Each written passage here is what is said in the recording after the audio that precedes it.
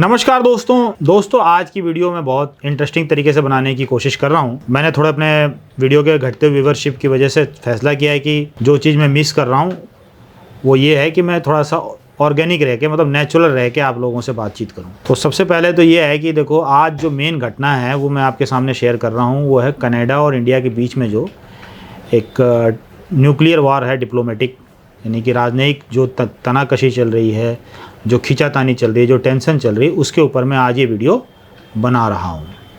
हरदीप सिंह निज्जर की हत्या के बारे में मैं आपसे कुछ बताना चाहता हूँ। हरदीप सिंह निज्जर जो थे वो एक कैनेडियन सिख थे, इंडियन मूल के थे, और कहीं ना कहीं इंडिया से एक बहुत बड़ी चूक हो गई है कि जो इस तरीके के अंडर कवर ऑपरेशंस होते हैं उसको मार्केट में इस तरीके से जो डिस्कस करने की पिछले 5-7 सालों से हमारे गवर्नमेंट को आदत हो गई थी, और गवर्नमेंट के जो समर्थक हैं उनकी आदत हो गई थी, ख़ासतौर से मैं कहना चाहूँगा।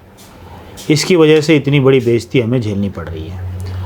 अब कनाडा के गर्म हो जाने से या ट्रूडो के सख्त एक्शन लेने से आम नागरिक के जीवन पे क्या फ़र्क पड़ेगा, ये जाने पहचाने, ये समझे आम नागरिक जो है, जो बीजेपी का कोर समर्थक है, अंधभक्त है, जिसको जो भी संज्ञा आप देना चाहें दे सकते हैं, वो इस चीज़ को समझे बिना अपने तरीके से कमेंट कर रहा है। अब आज भी आप अगर सोशल मीडिया के प्लेटफॉर्म पे चले जाएं, यूट्यूब पे चले जाएं या गोदी मीडिया के कई चैनल्स पे चले जाएं, तो अभी भी वही दिख रहा है कि मोदी ने घर में घुस के मारा, मोदी ने ट्रूडो को सबक सिखा दिया। मतलब एक तरीके से किसी भी तरीके से चमचागिरी करने का कोई भी मौका नहीं गंवाएंगे। आज देश की इंटरनेशनल कम्युनिटी में इतनी भद पिटी हुई है, हमने अपनी रहती ज़िंदगी में कभी भी भारत को इतना ज़्यादा अलग थलग विदेश नीति के मामले में नहीं देखा। जो हम उस ऐसी स्थिति के बाद भी आज की डेट में भारत के ये जो चमचों की फ़ौज है, जो आप बीजेपी को कह लीजिए या मोदी जी को कह लीजिए, ये जो चमचों की फ़ौज है इनकी, वो देश का बेड़ा गर्क करने में अभी भी कोई कोर कसर नहीं रखे हुए। You just go and check social media, मैं पहले भी बता चुका हूँ, भरे पड़े हैं ऐसे तमाम वीडियोस जिसके अंदर आपको अभी भी महिमा मंडित किया जा रहा है कि बहुत बड़ा काम कर दिया। ऐसा हो गया जैसे भगवान राम ने लंका में जाकर सीता मैया को छुड़ा लिया हो, कुछ इस तरीके की एक्टिविटी हो गई है। या 7 समुंदर पार जाके हमने कोई हीरे का खजाना जो अपने गाड़ी में लोड करके, हवाई जहाज़ में लोड करके दिल्ली ले आया, या कोहिनूर का हीरा मोदी जी ब्रिटिश मोनार्क के कंधे पे गर्दन पे चाकू लगा के ले आए हूँ। तो इस तरह की जो भाषा है, मैं इन सब चीज़ों से बचना चाहता हूँ। पर एज ए नागरिक, एज ए लेमैन, मुझे बड़ा दुख हुआ जब मैं इस घटना को रिसर्च किया। देखिए, आज से पहले भी, मोदी जी के आने से पहले भी ये देश था, मोदी जी के ना रहने के बाद भी देश रहेगा, मेरे रहने के समय भी देश है, मेरे से पहले भी देश था, और मेरे मरने के बाद भी ये राष्ट्र रहेगा। इस तरह के कोवर्ट ऑपरेशंस पहले भी बहुत हुआ करते थे। उदाहरण के तौर पे सीनियर आईपीएस ऑफिसर, मैं उनका नाम तो नहीं लेना चाहूँगा क्योंकि अभी भी हो सकता है गलियारों में उनकी अच्छी खासी पकड़ है, और चाहे ना भी हो तो उनकी एक किताब है, उस किताब में कई आईपीएस ब्यूरोक्रेट्स वगैरह ने लिखा हुआ है कि भाई हमने दाऊद इब्राहिम को मारने के लिए ये काम किया, हमने अनीस इब्राहिम को पकड़ने के लिए ये किया, हमने छोटा राजन को ऐसे पकड़ा, ऐसे किया। ये सब चलता रहा। छोटा राजन का जो नैरेटिव है हिंदू डॉन वाला, वो भी जब सेटल हुआ जब बीजेपी गवर्नमेंट में नहीं थी। यानी कि अगर दाऊद इब्राहिम को मुस्लिम डॉन माना गया तो छोटा राजन को क्या बोला गया? छोटा राजन को बोला गया कि ये हिंदू डॉन है। इसी तरीके से सरकारें पर्दे के पीछे बैक चैनल डिप्लोमेसी और बैक चैनल इस तरीके के ऑपरेशंस करती रहती हैं। लेकिन आज से पहले भी, इस सरकार के आने से पहले भी सर्जिकल स्ट्राइक हुआ करते थे। छोटे लेवल पे होते थे, बड़े लेवल पे होते थे। ऐसा तो नहीं है कि हमारी सीमाएं असुरक्षित थीं, और जो सिपाही बेचारा 2014 से पहले ड्यूटी कर रहा था, ज्वाइन किया था, उसको कुछ पावर एक्स्ट्रा मिल गई हो, नेचुरल पावर जो 2014 के बाद आ गई। ठीक है, कुछ पॉलिसीज़ पे डिफरेंसेस हो सकते हैं, कुछ अच्छी पॉलिसीज़ ये गवर्नमेंट लेकर आई होगी, दैट इज़ ओके। पर देश के भले के लिए ही नरेंद्र मोदी भी सोचते थे, देश के भले के लिए मनमोहन सिंह भी सोचते थे, देश के भले के लिए हर प्रधानमंत्री अपने समय में सोच कर गया। हो सकता है उसकी कोई उस समय की मजबूरियां रही हों जिसकी वजह से उसको छोटे मोटे समझौते करने हों। जितनी उग्र पॉलिसीज़ बीजेपी की रही है, क्या आपको लगता है अगर मजबूरी ना रही होगी तो क्या वो कारण थे जिसकी वजह से वाजपेयी जी ने कांधार विमान अपहरण में होस्टेजेस को छुड़ाने के लिए आतंकवादियों को रिहा किया? ज़रूर कोई मजबूरी रही होगी। तो मैं उन बातों को आपके सामने रखना चाहता हूँ। हरदीप सिंह निज्जर जो था वो कैनेडियन सिख था, भारतीय मूल का था। निज्जर ऑलरेडी, मैं आपको बताना चाहूँगा, हरदीप सिंह निज्जर ऑलरेडी जो था कि कनाडा की लॉ एजेंसियों के रडार पे था। उसको कनाडा के किसी भी एयरपोर्ट से हवाई उड़ान लेने की अनुमति नहीं थी, मतलब फ्लाइंग एक्टिविटी वो नहीं कर सकता था। अब इस तरह की निगरानी, इस तरह के रडार पे अगर कनाडा में कोई व्यक्ति के ऊपर पुलिस रखती है तो समझ लीजिए कि कनाडा की सरकार का निज्जर के प्रति कोई अच्छे ख्यालात नहीं थे। इतने में कनाडा के सरे प्रांत में एक गुरुद्वारे से निकलते हुए पार्किंग लॉट में निज्जर का मर्डर हो जाता है।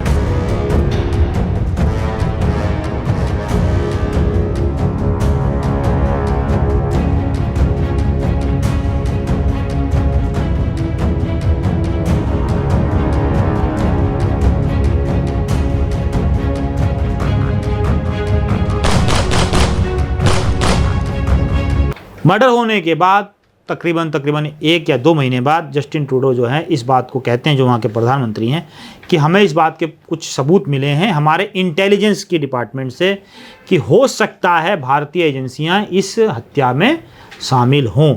There are credible reasons to believe that agents of the government of India were involved in the killing of a Canadian on Canadian soil. I think it's extremely important that as a country with a strong and independent justice system, we allow those justice processes to unfold themselves with the utmost integrity.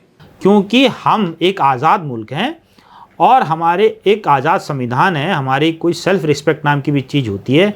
आपने हमारी धरती पे कैसे हमारे passport धारक नागरिक की हत्या की? अगर आप इस तरीके से काम किए तो ये हमारी संप्रभुता के ऊपर एक अटैक है। और ये भाषण उन्होंने जो है कनाडा की संसद में दिया। बात आई गई हो गई। भारत ने मजबूत तरीके से कहा कि नहीं, जो है हमारा कोई इन्वॉल्वमेंट नहीं है। जस्टिन ट्रूडो अपनी लोकप्रियता या अपनी कुर्सी बचाने के लिए जो है इस तरह का काम कर रहे हैं, इस तरह के झूठे बयान दे रहे हैं। कनाडा ने कुछ रिएक्शन दिए, कुछ राजनयिकों को निकाला, इंडिया ने कनेडियन राजनयिकों को निकाला। कुछ समय के लिए वीज़ा काउंसलेट भी बंद किया गया, कनेडियन काउंसलेट को बंद किया गया या बंद करने की प्रक्रिया को चालू किया गया। वीज़ा प्रोसेस को कुछ हैम्पर करने की कोशिश हुई, मतलब की गई, कुछ स्टेप्स लिए इंडियन गवर्नमेंट ने, कुछ कनेडियन मतलब जो भी डिप्लोमेटिक मेजर्स हैं वो दोनों गवर्नमेंट्स ने लिए अपने अपने तरफ से कि भाई रोष दिखाने के लिए कि हम आपकी कार्रवाई से खुश नहीं हैं। और उसका जवाब जो है इंडियन गवर्नमेंट ने दिया, तो चलता रहा मामला। अभी कुछ दिन पहले की बात है, वॉशिंगटन पोस्ट में एक खबर छपी जो लीक हुई है कनेडियन अथॉरिटी से। ऑब्वियस सी बात है, कनेडियन विदेश मंत्री, उप विदेश मंत्री और भारत के NSA अजीत डोभाल की कोई सिंगापुर में गुप्त मीटिंग हुई और उनकी तरफ से रिक्वेस्ट की गई होगी कि भाई आप जो राजनयिक जिन पे शक है कि उन्होंने हत्यारों को एकोमोडेट किया ताकि वो निज्जर को मार सकें, कुछ हत्यारों की गिरफ्तारी भी हुई है एज पर कनाडा। मैं बार बार ये कह रहा हूँ कि कैनेडियन गवर्नमेंट के हिसाब से कि उसने निज्जर की हत्या में शामिल कुछ लोगों को गिरफ्तार किया। They are Indian origin people और mostly they belong from Punjab, और वो किसी ना किसी तरीके से वहाँ पहुँचे होंगे। कोई स्टडी वीज़ा पे आया होगा, कोई वर्किंग वीज़ा पे आया होगा, कोई टूरिस्ट वीज़ा पे भी हो सकता है, ज़्यादा मालूमात नहीं है। लेकिन उनकी आइडेंटिटी को जो है ना कनाडा गवर्नमेंट ने रिवील कर दिया। तो कनाडा गवर्नमेंट का यह सोचना था कि भाई आप बैक चैनल पे आप हमसे बात कीजिए और हमें राइट दीजिए कि हम वहाँ के जो डिप्लोमेट्स हैं जो काउंसलेट में हैं, हम उनसे जो है पूछताछ कर सकें, यानी डिप्लोमेटिक इम्यूनिटी आप उनसे ले लीजिए। डिप्लोमेटिक इम्यूनिटी आप समझते हैं कि जब भी कोई राजनयिक या कोई अधिकारी किसी देश के मान के चलिए कि काउंसलेट में नियुक्त होता है, दूतावास में नियुक्त होता है, तो उसको कुछ इम्यूनिटी ब्लैंकेट मिलता है, डिप्लोमेटिक इम्यूनिटी का ब्लैंकेट, यानी कि कवर मिलता है कि आप साधारण नागरिक की तरह उस पर कोई भी आरोप कोई भी आरोप लगा तो सकते हैं लेकिन उसके एग्जीक्यूट नहीं कर सकते उस as per the law of the land. यानी अगर कनाडा कोई नॉर्मल नागरिक था जिसने हत्या की तो उसको तो कनेडियन गवर्नमेंट ने गिरफ्तार कर लिया, लेकिन जो डिप्लोमेट थे उनको गिरफ्तार नहीं कर सकता, उनसे पूछताछ नहीं कर सकता। हद से हद ये कर सकता है कि उनको अपने देश छोड़ने के लिए कह सकता है और भविष्य में वो अपने देश में ना आए वापस, कनाडा इस बात को सुनिश्चित कर सकता है। तो बहरहाल कनाडा ने ये स्टेप लिया और जो है ये बात हुई और अजीत डोभाल इस बात पे राज़ी नहीं हुए कि उन्होंने कहा कि नहीं भाई, हम डिप्लोमेटिक इम्यूनिटी वापस नहीं लेंगे और जो है कि हम उनको एग्जीक्यूट या उनके साथ आप किसी भी तरीके से कोई पूछताछ नहीं कर सकते, ये अनुमति नहीं मिली। अब ये अनुमति नहीं मिली तो कनाडा के पास एक आखिरी हथियार बचा, उसने इस मीटिंग को लीक कर दिया और क्या किया, बात गृह मंत्री तक के नाम को घसीटा गया। अभी कितनी ऑथेंटिक है नहीं है, ये मीडिया रिपोर्ट्स के हवाले से मैं कह रहा हूँ, ये मेरा कोई अपना परसेप्शन नहीं है। अब कैनेडियन गवर्नमेंट ने जो है इस चीज़ को हाईलाइट कर दिया कि भाई हमारी मीटिंग हुई थी, हम असफल हो गई और हम इंडिया के 6 डिप्लोमेट्स को यहाँ से बाहर का रास्ता दिखा रहे हैं, उनको देश छोड़ने के लिए हमने बोल दिया है और भविष्य में कभी भी वो कनाडा की धरती पर नहीं आ सकेंगे। अब ये बात हो गई। अब इस बात के बाद इंडिया ने भी जवाब देना था, इंडिया ने भी उनके 6 बंदे फारिग कर दिए। लेकिन मेरा सवाल ये है कि जिस तरीके से हमारे देश की जो विदेश नीति चल रही है, क्या वो सही रास्ते पे चल रही है? मुझे नहीं लगता और मेरे जैसे लाखों लोगों को ये बात नहीं लगती। हमारे आसपास के जितने देश हैं उनसे हमारी पहले ही तलवार निकली हुई है। पाकिस्तान तो हमारा एक ट्रेडिशनल दुश्मन है, उसके साथ तो हमारे संबंध ना पहले अच्छे थे और ना निकट भविष्य छोड़िए बहुत समय तक नॉर्मल होने के कोई चांस नहीं है। वहाँ ये सरकार कोई दोषी नहीं है, परंतु मालदीव से हमारे संबंध किस तरीके से ख़राब हो गए थे ये आपको अच्छे से पता है। बांग्लादेश से हमारी तलवार निकली हुई है। म्यांमार बात करने लायक ही नहीं है क्योंकि वहाँ मिलिट्री गवर्नमेंट है और वहाँ भी हम जो है बॉर्डर पे फेंसिंग करने जा रहे हैं, कर भी चुके हैं। आप नेपाल के साथ देख लीजिए, चीन का एलाई बनते जा रहा है वो। श्रीलंका में नई गवर्नमेंट आई है तो उसने चीन का पल्लू ऐसे पकड़ लिया है कि वहाँ भी हमारे अच्छे रिलेशन होने की कोई संभावना नहीं दिख रही है। बस काम चलाओ काम हमारे चल रहे हैं। हमें नहीं पता कि इस विदेश नीति को कौन चला रहा है, क्या हमारे माननीय विदेश मंत्री ही इसको पूरा लीड कर रहे हैं या वो किसी से इन्फ्लुएंस हैं? क्योंकि मुझे जहाँ तक लगता है mister Jaishankar is a tremendous bureaucrat, उनका एक बहुत अच्छा इतिहास रहा है। अच्छे ब्यूरोक्रेट होने के साथ साथ एक मृदुभाषी आदमी है, बहुत स्पष्ट बात करते हैं, लेकिन उनको शायद ये नहीं पता कि उनके साथ साथ की जो डिपार्टमेंट घटनाएं कर रहे हैं, मान लीजिए इस तरह की घटना कोई दूसरा राष्ट्र करता है तो उसमें उसकी होम मिनिस्ट्री मिली होती है, इंटीरियर मिनिस्ट्री मिली होती है, तो क्या उसका कोऑर्डिनेशन जो है विदेश मंत्रालय से रहा? मुझे नहीं लगता। मेरे पिताजी अक्सर बोला करते थे हम लोगों को कि बेटा गाड़ी स्पीड से नहीं चलाई जाती, ज़्यादा स्पीड में मौत निश्चित है और अगर आपकी गाड़ी की स्पीड कम है तो निश्चित है कि आपको चोट वोट लगेगी, मृत्यु की संभावना बहुत कम है। अब जो मोदी भक्त हैं और जो हमारे सरकार के एक सुर में सुर मिलाने वाले लोग हैं, चाहे वो गलत है या सही है, उन लोगों का कहना है कि भाई क्या हुआ, इजराइल भी तो करता है, क्या हुआ अमेरिका भी तो करता है। अरे भाई वो इजराइल है, वो अमेरिका है और उनके जितने कोवर्ट ऑपरेशन होते हैं, इजराइल की जहाँ तक मैं बात करूँ, रशिया भी करता है। पर क्या हालत है रशिया की? आज व्लादिमीर पुतिन की ये औकात नहीं है कि वो अपने अलाइज देशों के साथ छोड़ कर इंडिया भी आ जाए। इंडिया में G20 था, वो नहीं आ सकते क्योंकि इंटरनेशनल जस्ट कोर्ट ने उनको मुलजिम बोल रखा है वॉर क्राइम का। अगर वो किसी देश में जाते हैं तो उनकी गिरफ्तारी निश्चित है, इस बात से वो डरे हुए हैं। दुनिया का इतना बड़ा ताकतवर देश का राष्ट्रपति आज अपने देश की बाउंड्री में कैद हो गया है। इंडिया G20 नहीं आया, गया कहाँ वो? सिर्फ चाइना गए हैं, नॉर्थ कोरिया गए हैं और अभी फ़िलहाल में मैंने सुना है शायद बेलारूस गए, शायद या कजाकिस्तान गए हैं। इन्हीं जगहों पर रशियन फेडरेशन, सोवियत फेडरेशंस में घूम रहे हैं वो, या अपने अलाइज के पास घूम रहे हैं।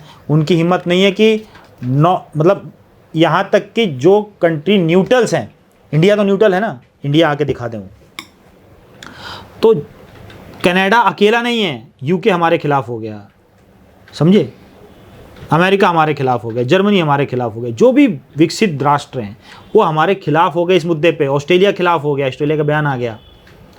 तो अगर इन्होंने हमारे पे सैंक्शन लगाना शुरू कर दिया तो सोच रहे हमारे क्या हालात बनेंगे, क्या होगा हमारे साथ, किसे आम आदमी की नौकरी और ज़िंदगी पे आफत आ जाएगी। ये एडवेंचर टूरिज़्म जो आपने एडवेंचर एक्टिविटी जो की, इसको आपको कनाडा तक ले जाने की ज़रूरत नहीं थी। इजराइल भी करता है, इजराइल तो डेली बम मारता है बैरूत में, पर बैरूत कनाडा नहीं है कि आप ऐसे करके निकल जाओगे। आज मैं बड़ी बात तो नहीं कहता, खैर मैं उस 2 देशों को मिला नहीं रहा हूँ। बांग्लादेश के राष्ट्रपिता शेख मुजीब का हत्यारा जो है पिछले 40 सालों से कनाडा में है। मजाल क्या है जो है कि बांग्लादेश या कोई गवर्नमेंट की ताकत नहीं है कि उस पर हाथ भी लगा दे। आप कोई काम करके देखिए उल्टा सीधा यूएस के खिलाफ, यूएस खींच के ले जाएगा। निखिल गुप्ता जो मैं अलग वीडियो बनाऊंगा, जो पन्नू की हत्या का मास्टर मतलब हत्या के प्रयास का जो षड्यंत्र रचा गया एज़ पर अमेरिकन अथॉरिटीज़, उसका मास्टरमाइंड था। उसको चेक रिपब्लिक से रातों रात उठा के और सुबह की फ़्लाइट में बैठा के रातों रात में ही उसको न्यूयॉर्क लेकर आ गए। क्या इंडिया कर सकता है? नहीं कर सकता। तो we have our own limitations. कर्जे पे रहन, बैगर्स आर नॉट चूजर्स। एक तरफ तो आपके राष्ट्राध्यक्ष हर राज्य में, हर देश में जाके बोल रहे हैं कि भारत में पूंजी निवेश कीजिए, भारत को लोन दीजिए, और एक तरफ आप उसी के नागरिक को उसी के घर में जाके मार रहे हो और शेखी भी बगाड़ रहे हो। घर में घुस के मारेगा मोदी, घर में घुस के ये करेगा। तो मैं ये कहना चाहूँगा कि घमंड राजा का भी नहीं रहता, और ओवर स्पीड गाड़ी चलाने वाले का एक्सीडेंट निश्चित है। मुझे शायद लगता है कि इस बार कनाडा वाले मामले में एक्सीडेंट हो गया है। अब आगे क्या होगा मैं आपको समय समय पर अपडेट करता रहूँगा। अगली वीडियो में बनाऊँगा अमेरिका के ऊपर, जो अमेरिका इंडिया में टेंशन हुई है, किसके ऊपर? पन्नू के ऊपर। तो उस वीडियो का आप ज़रूर इंतज़ार कीजिए। धन्यवाद।